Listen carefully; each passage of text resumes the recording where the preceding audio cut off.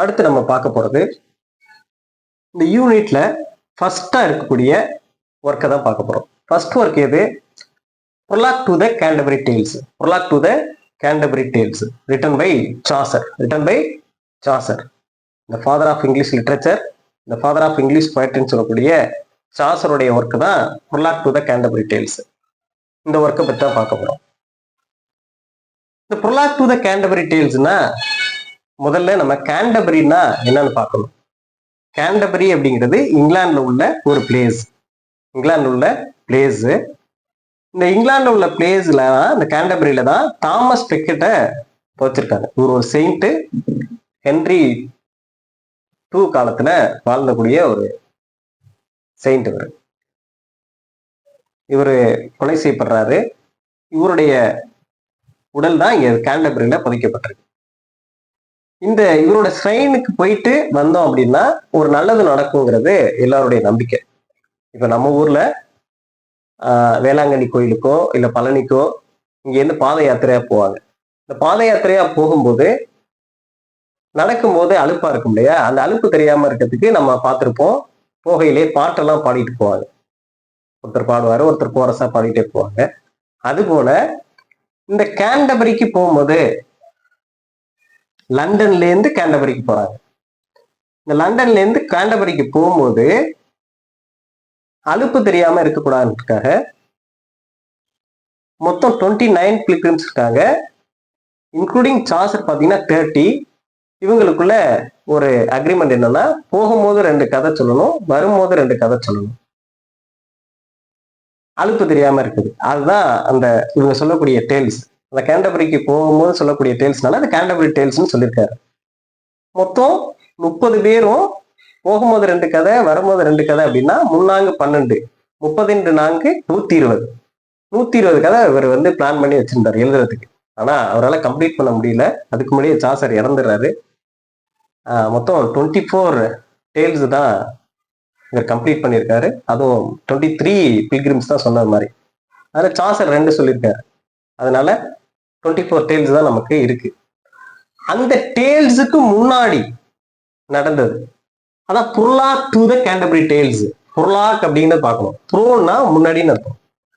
Bro, pre, fry இதெல்லாம் பாருங்க உங்களுக்கு முன்னாடிங்கிற அர்த்தத்தை கொடுக்கும். இப்ப பாருங்க, ப்ரிப்போசிஷன் முன்னிடை சொற்கள்னு வரும். ப்ரிப்போசிஷன், பிரைமரி ஆரம்பம், பிரின்சிபல் முதல்வர், ப்ரோ முன்னாடின்னு அர்த்தம்.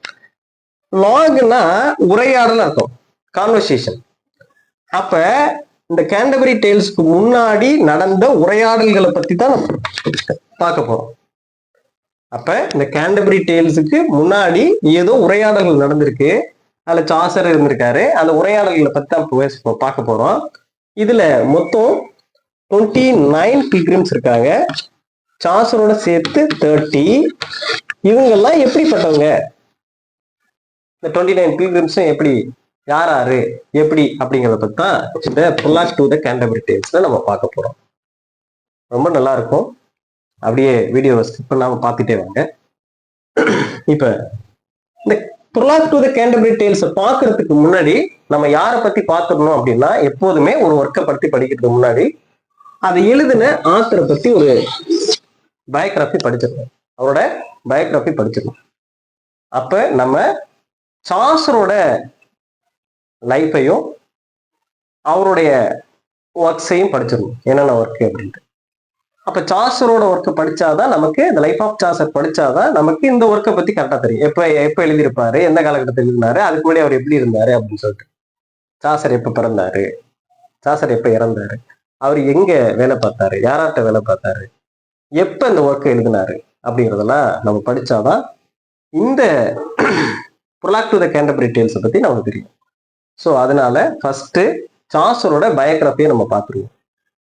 சாசருடைய பயோகிராஃபி நம்ம பார்த்துட்டோம்னா கிட்டத்தட்ட ஏஜ் ஆஃப் சாசர் முடிச்சிட்டோம் இருக்கும். அங்க நம்ம 12 ஏஜஸ் இருந்துச்சு இல்லையா, அந்த 12 ஏஜஸ்ல ஃபர்ஸ்ட் ஏஜ் எது, சாசர் ஏஜ் தான் பார்க்கணும்னு சொன்னோம்.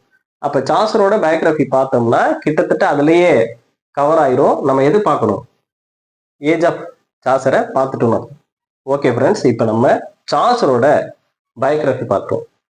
ஓகே, இப்போ நம்ம பார்க்க போறது சாசரோட பயோகிராஃபி பார்க்க போறோம்.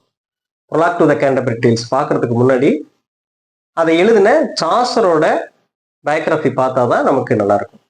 இதுல இருந்து நமக்கு கொஸ்டின்ஸ் நிறைய கேட்கலாம். ஏன்னா எழுதின ரைட்டர் சம்பந்தமா நிறைய கேள்வி கேட்கறாங்க. இப்ப உள்ள கண்டென்ட்டுக்கு போறதுக்கு முன்னாடி அந்த ஒர்க்கு எழுதப்பட்ட அந்த கவிஞருடைய இல்ல எழுத்தாளருடைய பேக்ரவுண்டை பத்தி இல்ல அவருடைய லைஃப்பை பத்தி கேள்விகள் நிறைய வருது. அதனால இதை மிஸ் பண்ணாம பாருங்க. சரி, ரைட். சாசர் பிறந்தது எல்லாமே நம்ம சாசர் ஏஜ் என்னன்னு சொல்றோம், 1340 டு 1400 சொல்றோம். 1340 டு 1400 சொல்றோம். இது அவங்க புரிதலுக்காக எடுத்துக்கொள்ளப்பட்டது. நமக்கு இதுல இருந்து இது வரைக்கும்னா ஒரு 60 வருஷம் அப்படின்னு புரிதலுக்காக. ஆனா இங்க நமக்கு சொல்றது என்னன்னா, பிறந்தது 1342ல இருந்து 43க்குள்ள இருக்கலாம், அரௌண்ட் அதுக்குள்ள இருக்கலாம் அப்படின்னு சொல்லி சில நேரம் ஆப்ஷன்ஸ்ல 1342 கொடுக்கலாம், இல்ல 43 கொடுக்கலாம். அதை அப்படியே பார்த்துக்கலாம். ரைட். டைட் அக்டோபர் 24ன்னு சொல்றாங்க, அல்லது 25ன்னு சொல்றாங்க. ஆனா இயர் பாத்தீங்கன்னா 1400 தான், 1400 தான். இதுல ஒன்றும் மாற்றுக்கிறது இல்லை. சில இதுல 24 இருக்கு, சில இதுல 25 இருக்கு. நிறைய இதுல 25 பார்க்கறதுனால உங்களுக்கு ஆப்ஷன்ஸ் என்ன இருக்கோ அதை பார்த்துக்கோங்க என்னன்ட்டு.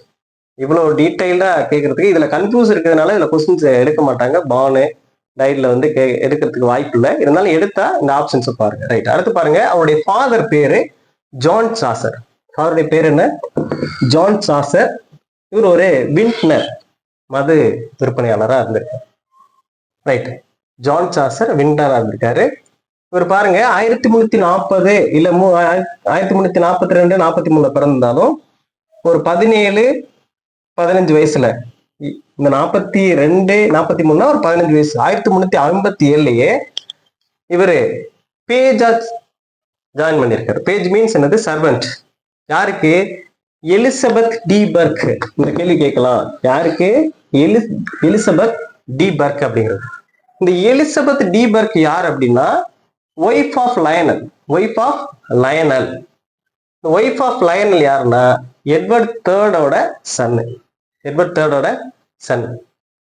இந்த wife of Lion Duke of Clarence. இவங்களுக்கு 1357ல எலிசபெத் டி பர்க் அப்படிங்கிறவங்களுக்கு இவரு சர்வெண்டா, இந்த எடுபடியா சேர்ந்திருக்காரு. ரைட். எடுபடி மீன்ஸ் என்னது? வேலை செய்யற சிறு பையன் சேர்ந்திருக்காரு. ரைட். 1359ல 1359ல இவரு இங்க அந்த காலகட்டத்துல பிரெஞ்சுக்கும் இங்கிலாந்துக்கும் பிரச்சனை நடந்துகிட்டே இருக்கும். பிரெஞ்சுக்கும் இங்கிலாந்துக்கும், இந்த பிரெஞ்சுக்கும் இங்கிலாந்துக்கும் பிரச்சனை நடக்கும்போது இங்கிலாந்து ஆர்மியில இவரும் போயிடுறாரு பிரெஞ்சுக்கு. அங்க போகும்போது 1359ல பிரெஞ்சு படையினால யாரு கைது செய்யப்படுறா, கேப்சர் பண்ண போறான்னா, சாசர் அங்க பிடிபடுறாரு. பிடிப்பட்ட சாசரை எட்வர்ட் தேர்டு சம் ரேன்சம் கொடுத்து அழைச்சிட்டு வர்றாரு. ரேன்சம் கொடுத்து அழைச்சிட்டு வர்றாரு. அது எவ்வளவு அப்படின்னா 16 பவுண்ட்ஸ். பிணையை அழைச்சிட்டு வரதுக்கு காசு கொடுப்போம் இல்லையா, அது பிணை தொகையா கொடுத்து எவ்வளவு கொடுக்குறாரு அப்படின்னா, இதை நோட் பண்ணிக்கோங்க, 16 பவுண்ட்ஸ் கொடுக்குறாரு. 16 பவுண்ட்ஸ் கொடுத்து எட்வர்ட் தேர்ட் அழைச்சிட்டு வர்றாரு. சரி. சாசர் யாருடைய காலத்துல வாழ்ந்தாரு, யார் காலத்துல வாழ்ந்தாரு அப்படின்னா, இந்த 3 மன்னர்கள் காலத்துல தான். அதுக்கு சிம்பிளா ஞாபகம் வச்சுக்கோங்க, ERH. இந்த 3 மன்னர்கள் தான். போன வீடியோல சொல்லியிருந்தேன், ERHனா என்னன்னு சொல்லுங்க அப்படின்னு சொல்லி. Edward third, Richard 2, Henry 4. முதல்ல தேர்ட் தான் வரணும். எட்வர்ட் தேர்ட் ஞாபகம் வச்சுக்க முடியலன்னா ஈங்கிறது தமிழ்ல வச்சுக்கோங்க. ஆனா ஆவன்னா ஈங்கிறது இந்த ஈ வச்சுக்கோங்க. இது 3வது தானே வருது. ஃபர்ஸ்ட் தேர்ட் தான். ஃபர்ஸ்ட் என்னது? தேர்ட். Edward third. அடுத்து வரக்கூடியது 2. 3ல ஒண்ணு குறைச்சிக்கங்க, ரிச்சர்ட் 2. ரிச்சர்ட் 2. லாஸ்ட்ல வரக்கூடியது 4. அப்ப தேர்ட் 2 4. 3 2 4. இந்த 3 மன்னர்களுடைய காலத்துல வாழ்றாரு. Edward third காலத்துலதான் பிறக்கிறாரு. அவர் பாருங்க 1327ல இருந்து 1377 வரைக்கும், ரெண்டுமே 7 50 வருஷம்னு வச்சுக்கோங்க. எட்வர்ட் தேர்ட் காலத்துல அதிகமா வாழ்ந்திருக்காரு. 1327 இருந்து 1377 வரைக்கும் எட்வர்ட் தேர்டோட ஆட்சி. அந்த ஆட்சி காலத்துலதான் சாசர் ரொம்ப கொடிகட்டி பறந்திருக்காரு. ஏன்னா இந்த எட்வர்ட் தேர்டோட 4th சன் இருக்கார் இல்லையா, ஜான் ஆஃப் காண்ட். அந்த ஜான் ஆஃப் காண்ட் தான் இவருடைய சாசருடைய பேட்ரன், பாதுகாவலர் மாதிரி. பாதுகாவலர் பின்னாடி சகலையாவ மாறிடுவார். அது எப்படின்னு சொல்றேன், ரைட். இந்த ஜான் ஆஃப் காண்ட் தான் சாசரோட பேட்டர்னா இருக்கிறதுனால அங்க அரசவையில இவருக்கு ரொம்ப மரியாதை. அப்ப 1327 இருந்து 1377 வரைக்கும் எட்வர்ட் தேர்டோட ஆட்சி காலம் நடக்குது. ரிச்சர்ட் டூ பாருங்க, 1377 இருந்து 1399 வரைக்கும் ரிச்சர்ட் டூ. இந்த ரிச்சர்ட் டூ காலத்துலதான் அங்க நிறைய நடக்கக்கூடாத சம்பவம்லாம் அங்க நடக்கும் சாசரோட இதுல. அது என்னன்னு இப்ப அடுத்து பார்க்க போறோம். அடுத்து பாருங்க, ஹென்றி 4 காலம் 1399 இருந்து 1400 சம்திங் வரைக்கும். 1399 இருந்து 1413 வரைக்கும். 1413 வரைக்கும். ஆனா சாசர் ஹென்றி 4 பதவியேற்ற அடுத்த வருஷம் 1400 இறந்துடுறாரு. 1399 ஹென்றி 4 ஆட்சி ஏறாரு. ஆனா சாசர் அடுத்த ஒரு வருஷத்துலயே 1400 இறந்து போயிடுறாரு. இப்ப சாசருடைய காலம் பொதுவா சொன்னோம்னா 1340 டு 1400. பர்டிகுலரா சொன்னோம்னா 1342 அல்லது 43 பிறந்திருக்கலாம். இறந்தது அக்டோபர் 24 அல்லது 25 1400 இதுக்குள்ள. இதை நல்லா ஒரு தடவை பார்த்துக்கணும். அடுத்து பாருங்க, 1366 1366 ஒரு பொண்ணை மேரேஜ் பண்றாரு. அந்த பொண்ணு பேரு பிலிப்பா ரூட். பிலிப்பா ரூட்டுங்கிறது, ரைட். இந்த பிலிப்பா ரூட்டோட சிஸ்டர் தான் கேத்தரின் ஸ்வின்போர்ட் அப்படிங்கிறது. பிலிப்பா ரூட்டுக்கு ஒரு தங்கச்சி இருக்காரு. இவருக்கு மச்சினுச்சின்னு வச்சுக்கோங்களேன், குழந்தையாவா மச்சினுச்சியா இருந்தது, மச்சினுச்சின்னு வச்சுக்கோங்களேன். கேத்தரின் ஸ்வின்போர்ட் அப்படிங்கிறது. இந்த கேத்தரின் ஸ்வின்போர்ட சாசரோட மச்சினுச்சியை தான் யார் 3வது ஒய்ஃபா கல்யாணம் பண்ணிக்கிறாங்கன்னா, சாசரோட பேட்டர்னா இருந்தார் இல்லையா ஜான் ஆஃப் காண்ட், அவரு 3வது ஒய்ஃபா அந்த கேத்தரின் ஸ்வின்போர்ட கல்யாணம் பண்ணிக்கிறாரு. நான் அப்பயே சொன்னா சகலையா மாறுறாருன்னு. அப்ப சாசர் மனைவியோட தங்கச்சிய ஜான் ஆஃப் காண்ட் 3வது ஒய்ஃபா கல்யாணம் பண்ணிக்கிறார். அந்த ஜான் ஆஃப் காண்ட் யாருன்னா இந்த எட்வர்ட் தேர்டோட 4th சன். புரியுதுங்களா, ரைட். அடுத்து 1386 இவரு மெம்பர் ஆஃப் பார்லிமெண்டா கென்ட்ங்கிற பகுதிக்கு செலக்ட் பண்ணப்படுறாரு, எலெக்டட், ரைட். அடுத்து பாருங்க, இவர் தான் முதல்ல வெஸ்ட் மினிஸ்டர் அபேல புதைக்கப்பட்ட முதல் கவிஞர். வெஸ்ட் மினிஸ்டர் அபேல புதைக்கப்பட்ட முதல் கவிஞர். அதனாலதான் இதுக்கு பேரு பொயட்ஸ் கார்னர்னு பேரு. கவிஞர் எல்லாம் புதைச்சதுனால அந்த இடத்துக்கு பேரு பொயட்ஸ் கார்னர்னே வந்துருச்சு, கவிஞருடைய பகுதினே வந்துருச்சு.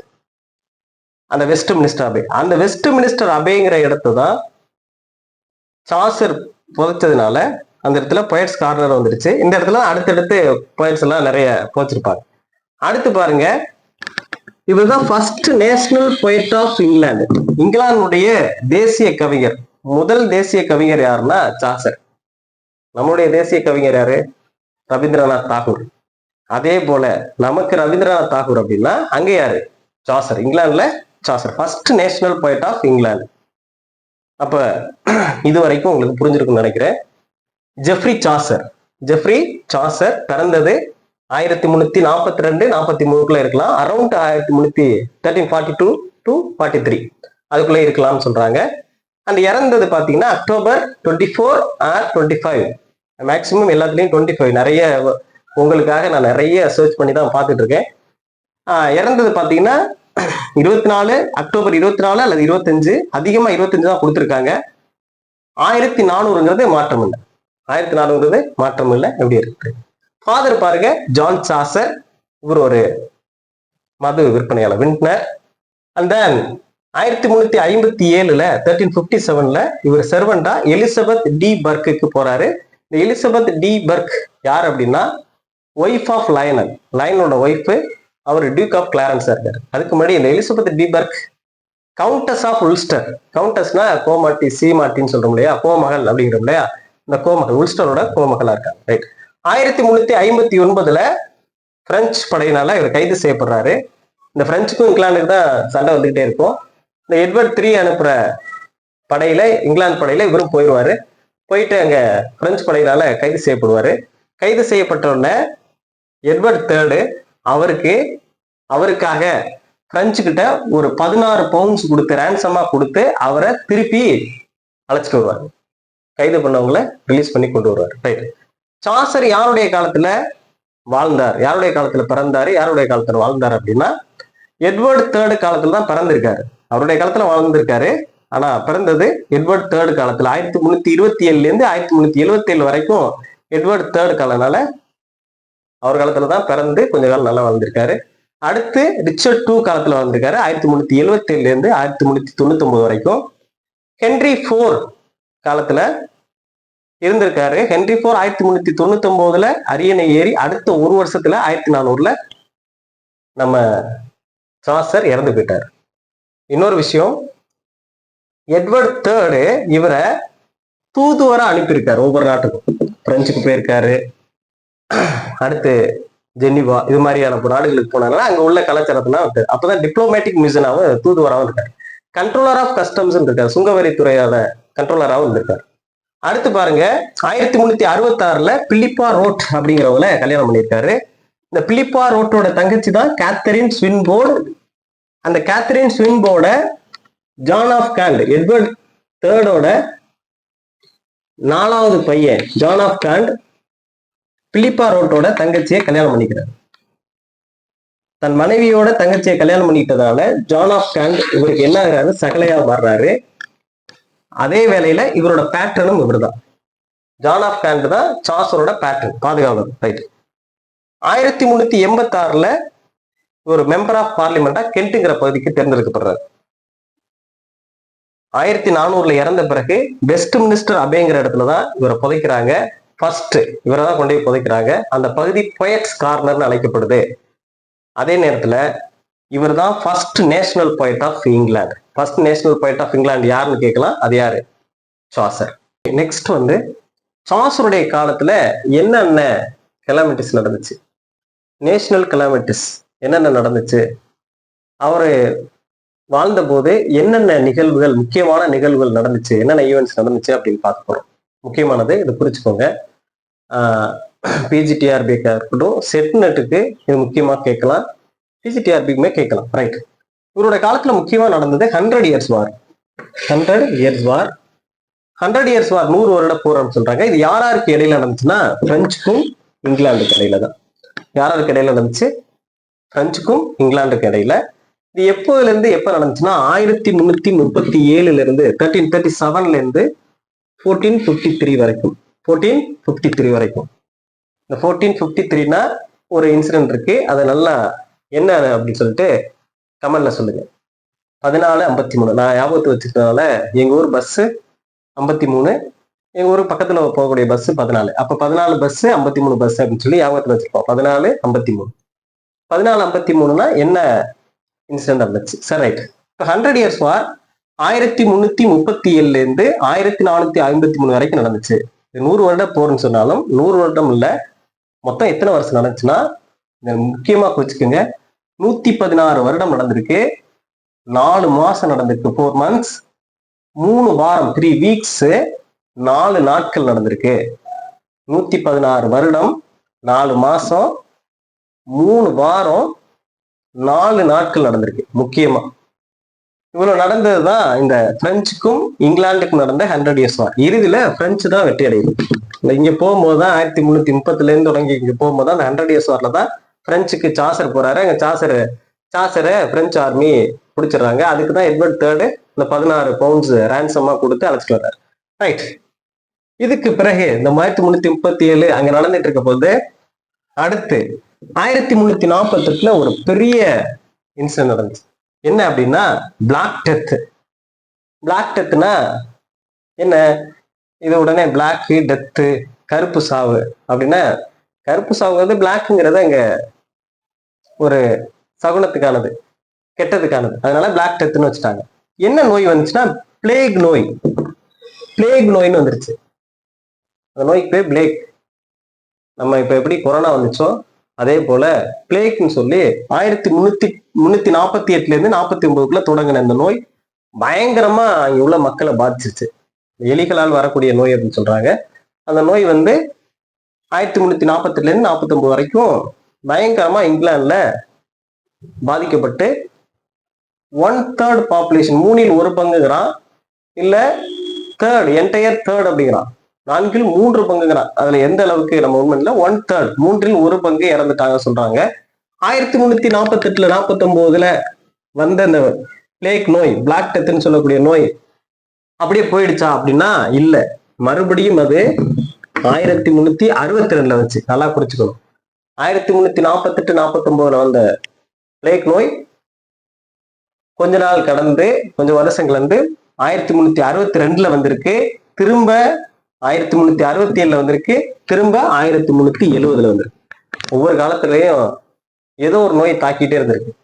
இப்போ நம்ம அம்மை நோய் வந்துச்சு, பிளேக் நோய் வந்துச்சு. இப்ப நம்மளுடைய காலகட்டத்தில் கொரோனா, அந்த கொரோனா போல ஒரு நோய் தான் இந்த பிளேக் டெத் அப்படிங்கிறது. இந்த நோய் முக்கியமா சாசர் காலத்துல வந்த மிகப்பெரிய ஒரு கொள்ளை நோய். ரைட், இப்படி மக்கள் பாதிச்சுட்டு இருக்கையில அடுத்து பெசன்ஸ் ரிவோல்ட் வருது. பெசன்ஸ்னா விவசாயிகள், விவசாயிகளுடைய புரட்சிங்க வருது. ஏன் அந்த புரட்சின்னா, இந்த நோய் தாக்குன பிறகு நாட்டுல வருமானம் இல்லை. வருமானம் இல்லை அப்படின்னு 1381, இது யாருடைய காலகட்டம்னு நமக்கு தெரியணும். 1327 இருந்து 77 வரைக்கும் எட்வர்ட் தேர்டுன்னு பார்த்தோம். 1377 இருந்து 1399 வரைக்கும் ரிச்சர்ட் டூன்னு பாக்குறோம்.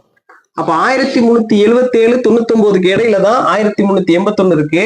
அப்ப இந்த காலகட்டம் ரிச்சர்ட் தேர்டு. இந்த ரிச்சர்ட் தேர்டு என்ன பண்றாரு, பொருளாதாரம் கம்மியா இருந்ததுனால, எக்கனாமிக்கலா வீக் ஆனதுனால வரி விதிக்கிறாரு, டாக்ஸ் கூட்டுறாரு. டாக்ஸ் கூட்டினவரு பணக்காரங்களுக்கும் ஒரே மாதிரி கூட்டுறாரு, ஏழைகளுக்கு இங்க பாமர விவசாயிகளுக்கும் ஒரே மாதிரி கூட்டுறாரு. அதிகமா இங்க விவசாயிகள் மேல பார்மை ஏறினதா நினைக்கிறாரு. அப்படிதான் இங்க நடந்துச்சு. இதை பொறுத்துக்க முடியாத Wat Tyler, Jack Straw, John Ball priest, இந்த பிரிஸ்ட் சேர்ந்து, இந்த 3 பேரும் சேர்ந்து இந்த பெசன்ஸ் ரிவோல்ட் அப்படிங்கிறத 1381 ஆண்டு நடத்துறாங்க. இது வாட் டெய்லர் தலைமை தாங்கி இந்த புரட்சியை நடத்தினதுனால இது வாட் டெய்லர் ரிபல்லியன் அழைக்கப்படுது. வாட் டெய்லர் ரிபல்லியன் அழைக்கப்படுது. அப்ப இந்த பெசன்ஸ் ரிவோல்ட் எப்ப நடக்குது? 1381. இங்க பாருங்க, பிளாக் டெத்து பிளேக் நோயா இருக்குது. 1348 49 வந்துச்சு, வந்தது விடல. 1362 மறுபடியும் வந்துச்சு, 67 வந்துச்சு, 70 முடிஞ்சிட்டு போயிருக்கு. இந்த முடிஞ்சிட்டு போனோம்னா இங்கிலாந்து ரொம்ப எக்கனாமிக்கலா வீக்ல இருக்கு. இடைப்பட்ட காலத்துல இங்க 100 இயர்ஸ் வாரம் நடந்துகிட்டே இருக்கு. இங்க இறந்து போயிட்டே இருக்கான், அங்க வாரம் நடந்துட்டு இருக்கு. இப்ப பொருளாதாரம் ரொம்ப கீழே போயிடுது. அப்ப ரிச்சர்ட் டூ ஆட்சி காலம். ரிச்சர்ட் டூ என்ன பண்றாரு, வரிகளை கூட்டுறாரு. வரிகளை கூட்டினோன்னு இருக்கக்கூடிய விவசாயிகள்லாம் ரொம்ப ஆத்திரம் அடைஞ்சு வாட் டெய்லர் தலைமையில அவரோட இருக்கக்கூடிய கொலிக்கு ஜாக் ஸ்ட்ரா, ஜான் பால், இந்த 3 பேர் சேர்ந்து ஒரு ரிவோல்ட் ஆரம்பிக்கிறாங்க. அதுக்கு பேர் பெசன்ஸ் ரிவோல்ட்னு பேரு.